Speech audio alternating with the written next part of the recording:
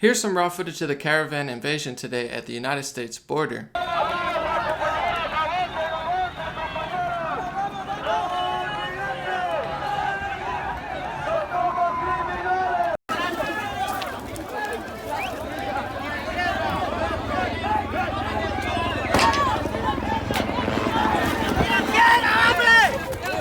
I know emotions are high on both sides, but let's have the realest conversation we can about this. First, let's talk facts. The media keeps calling them asylum seekers and saying that they are seeking asylum. Is that true? It's actually not. Mexico offered them paperwork, work permits, school for their children, health benefits, and medical assistance, among many other things. A few of them took it, but most of them turned it down. Not only that, but seeking asylum means somebody is asking for political protection from another country because they cannot return to their own country. An asylum seeker must prove they face persecution in their home country due to race, religion, nationality, membership in a particular social group, or political opinions. Basically all the things you can't talk about on Facebook or Twitter, or else they'll ban you. So the news is lying. Not only are they not truly asylum seekers by definition, but they're not actually looking for help either, turning down work, school, and healthcare. They're illegal immigrants who want to come into this country illegally, even though they've not been invited, they've been told not to come, and there's millions of people who are waiting to come to this country legally. That's the truth. Barack Obama and Chuck Schumer know this, promoted this, supported this, and sounded exactly like Trump before they pretended to disagree with him, just to lie to your face and try to regain control. The time has come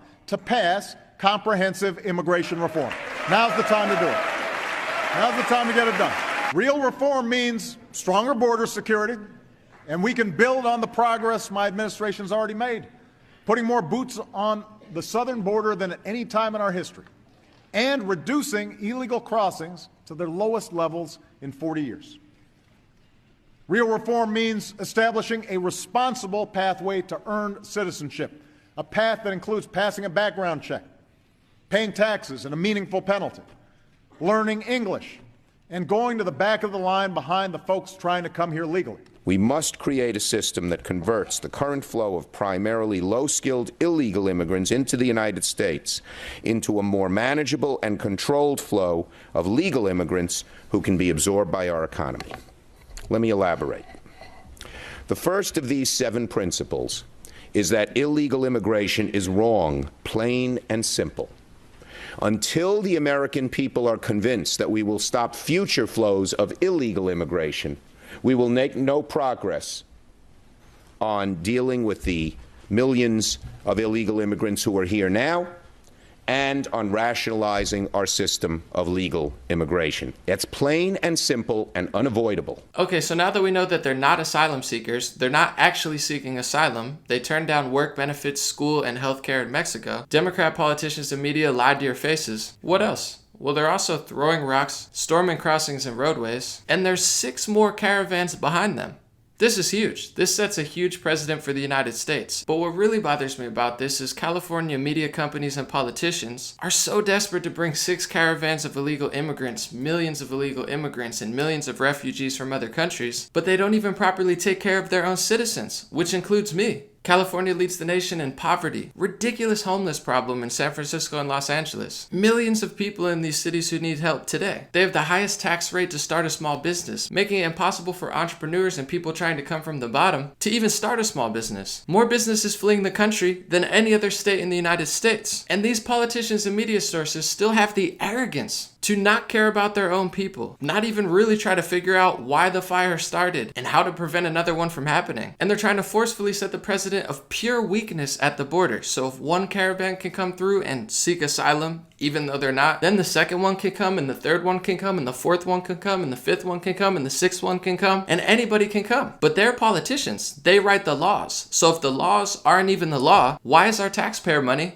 going to line their pockets? None of this makes sense to me, especially when you look at the world right now. It's not all cotton candy and bubblegum out there. It's a crazy time. Russia attacked Ukraine today, attacked their naval ships, and Ukraine is considering declaring martial law. France is having deadly protests in which everybody, the far left to the far right, have united to rebel against insanely unpopular taxes and politicians. The climate in France is unprecedented. Approval ratings at ridiculous lows, and citizen backlash from all sides of the political spectrum are real. Meanwhile, their leader Macron is talking to German Chancellor Merkel, talking about starting their own EU army to take on Russia, United States, and China. China's communist government controls the internet completely there, and they've instilled a social score to rate citizens on everything they do. It's like the Black Mirror there. Even prevent them from buying flight or train tickets when their social score is too low. Straight out of a sci-fi horror movie. That's happening in China. They're also buying up a lot of property and companies here. And amongst all this, for some reason, Apple moved its iCloud storage to China. They've hacked our naval ships before. They've hacked our banking systems before. But the news barely told you about it because they never really cared about foreign collusion and foreign interference. They only said that to try to get your attention and get your support so they could regain power and control. And you'll never hear about it unless it pushes their agenda forward. Tensions are high in Turkey and Saudi Arabia over a journalist who was dismembered at the consulate in Turkey. Saudi Arabia is in some hot water. If you've noticed, they don't really treat women over there like we do in the Western world, and a majority of the 9/11 hijackers were actually citizens from there. A couple years ago, Turkey threatened to flood Europe with migrants. That's right, they used their own migrants as a weapon, saying that they were going to unleash their own people in the form of migration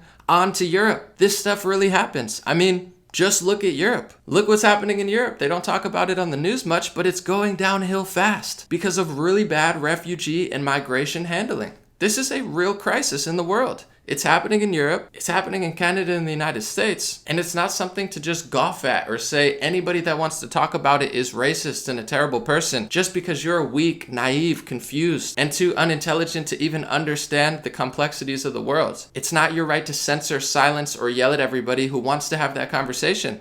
Because we're going to have it, and it's not going away. Also, under the Obama administration with Hillary Clinton as Secretary of State, they funded rebels and invaded an entire country with Libya. Liberal media celebrated as they killed the leader of Libya. They're known to do that, invade countries when they can't gain control. They used women and children and tried to pull on your heartstrings as justification to take over Libya. And guess what happened in the aftermath of that? Slave trade. Literal slavery in the modern era. You always hear about it from the past, but it's happening now, and they don't tell you about it because they messed up and brought it to the world. So why would I trust those same people with telling me how to invade countries and how not to invade countries? Let's go to Syria. They did the same thing. They funded rebels and terrorist organizations, took over the cities there. It was a real humanitarian crisis. It started the destabilization of Europe because now there's millions of people grouped in with other people who are just grouping themselves in, saying that they need help, and they flooded Europe, and it's never been the same. So what I'm asking you is, how big of a percent of people that are now in Germany, Sweden, UK, Canada, United States,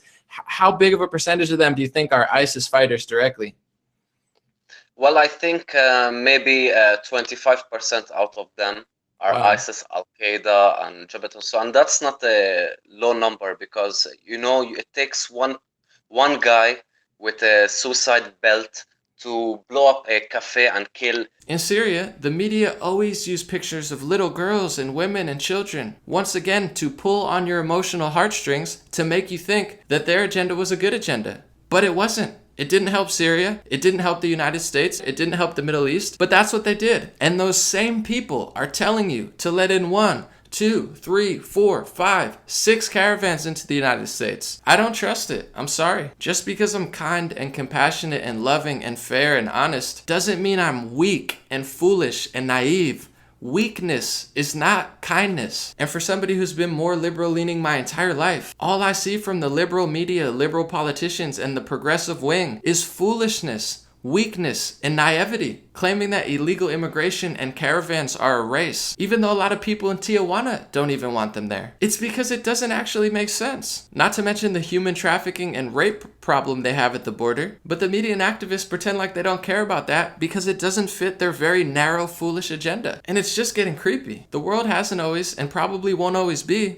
as peaceful as it is now. Leaders like Stalin and Hitler, who killed millions of people, were not millions of years ago. They were like less than 100 years ago. Safety, security, and strength are real things. If you set a certain precedent of weakness, you will be taken advantage of. Not just by people from South America or Mexico or from south of us, but from east of us, north of us, west of us, all over by all people, because that's what happens when you show weakness instead of strength, when you show foolishness instead of wisdom, and when you show ignorance disguised as social justice instead of common sense. That's what you're gonna get. And a lot of people in America of every race, religion, gender, and even political affiliation knows this. And if you don't, that's fine too. Hopefully this video at least made you consider my perspective, because that's all I want, consideration. Because my perspective, like many others, might be deleted off the internet soon because the people in charge seem intolerant and incapable of having a debate or discussion. But it's not because of a lack of kindness and compassion. I have those things, truly. I understand that these are all humans involved, and I don't want to see anyone get hurt or damaged or injured. But this is the angle on the Caravan that you probably won't hear anywhere else. Thank you so much for listening. Thank you so much for considering. If you guys like my videos, give me a like or follow on Facebook,